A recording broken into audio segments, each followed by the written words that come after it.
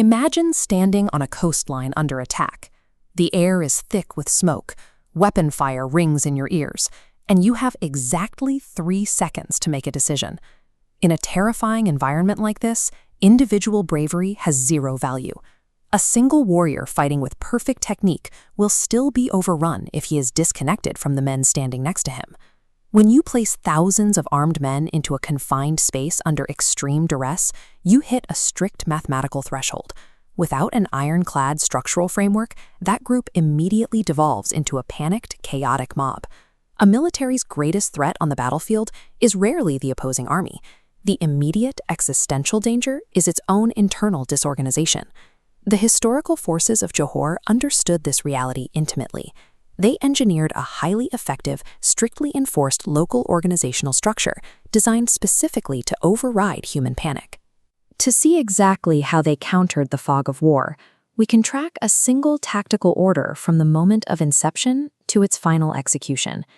By following the command down the chain, we see the army operating as a synchronized, living organism.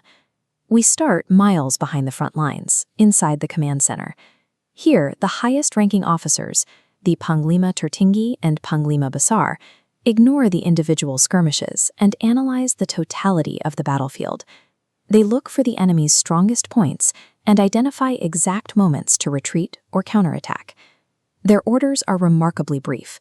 They issue commands like, hold the right flank, send reinforcements to the left. On this map, the top tier operates as the brain, assigning overarching purpose to the violence so troops fight with calculated intent. The order flows down to the nervous system, the Panglima Operasi and Hulubalang Besar, who manipulate the troops' geometric formations. Their operational task is strict translation. They must take an abstract concept like reinforce the left and assign the physical bodies required to execute it, dictating exactly who holds the line and who advances. The entire battle hinges on their timing. If they delay the movement, the enemy breaches the weak point. If they rush the advance before the men are aligned, their own formation fractures. They operate as pacing regulators, forcing thousands of individual soldiers to step forward in rhythm, locking their shields into a single mechanical body. This middle layer acts as a physical buffer. They are the only thing preventing the brain's clean, logical strategy from dissolving into absolute chaos the second swords clash. Without this operational translation, the most brilliant tactical decision in the world remains nothing more than a passing thought on a map. Down at the absolute front line, grand strategy disappears entirely. It is replaced by immediate violence, deafening noise, and split-second survival. This is where the Hulubalan and Palawan step in. They act as the reflexes of the army, making localized leadership decisions while staring directly into the eyes of the enemy. They shout urgent directional commands. They grab retreating men by the shoulders and physically suppress panic. They keep the immediate pressure of combat from tearing the unit apart. Beneath them are the Gaga, the muscle. These are the soldiers who generate the actual violence, stepping directly into lethal danger based on pure momentum. The Gaga are totally blind to the macro strategy. They fight effectively because they have implicit trust in the structure above them, and they follow the shouting of the Hulubalang with hesitation. Yet the entire physical structure relies on one final, non-physical element, the Panji, or banners. This is the soul of the unit. In the smoke and confusion, the banner provides a high-visibility anchor.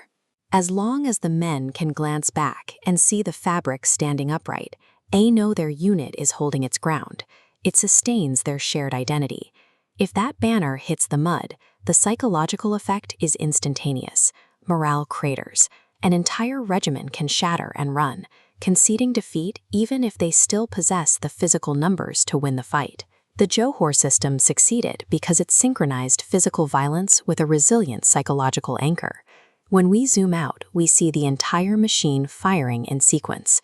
The brain processes the field, the nerves transmit the timing, the reflexes direct the strike, and the muscles deliver the blow. This vertical hierarchy acts as a strict chain reaction. If the leaders hesitate, the timing breaks.